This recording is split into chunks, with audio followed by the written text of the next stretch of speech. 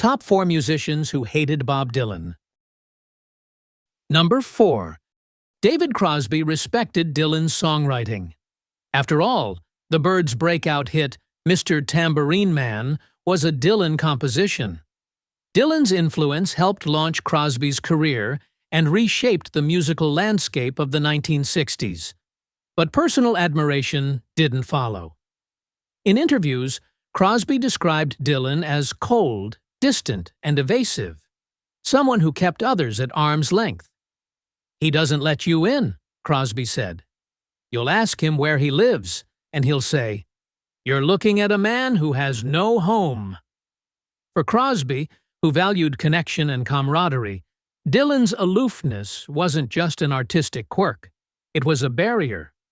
While Crosby openly acknowledged Dylan's genius, he seemed to long for something Dylan never offered: real human connection.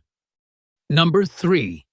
Joanie Mitchell, often compared to Dylan for her poetic songwriting and folk roots, never took kindly to the comparison. Over the years, she made her feelings crystal clear. She didn't just dislike Dylan's music, she distrusted the man behind it.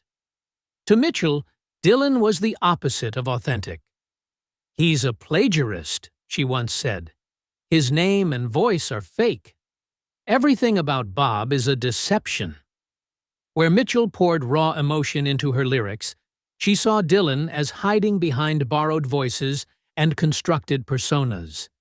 In her view, Dylan wasn't evolving, he was performing a role. She didn't stop at musical critique. Mitchell took it personal, even claiming Dylan's breath stank.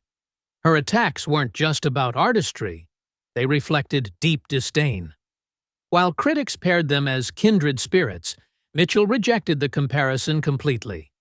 To her, Dylan wasn't a peer, he was a symbol of everything she opposed: inauthenticity, pretense, and artistic dishonesty. Number 2. Chris Frantz, drummer for Talking Heads, was never shy about his musical opinions. But his disdain for Dylan seemed to boil over after reading Dylan's 2022 book, The Philosophy of Modern Song. In it, Dylan claimed that Elvis Costello and the Attractions were light years better than any other band of their era, a dig Frantz took personally. Frantz fired back on social media, calling Dylan out for dismissing his peers and dredging up a past insult. Frantz's response was raw and personal. For him, Dylan's sweeping judgments weren't just critical, they were rude and dismissive of an entire era of musicians. Frantz respected Costello's band, but objected to the hyperbole and the insult. Dylan, in his view, had crossed a line, from provocateur to arrogant icon, oblivious to the impact of his words on artists who once looked up to him. Number 1. Liam Gallagher, known for his blunt opinions, once dismissed Bob Dylan as overly gloomy and self-important. While Gallagher idolized the Beatles, particularly John Lennon, he had little appreciation for Dylan's brooding mystique and poetic persona. Though he did give a nod to Lay Lady Lay, Gallagher dismissed most of Dylan's music as dull and overrated. "He doesn't really do it for me," he said.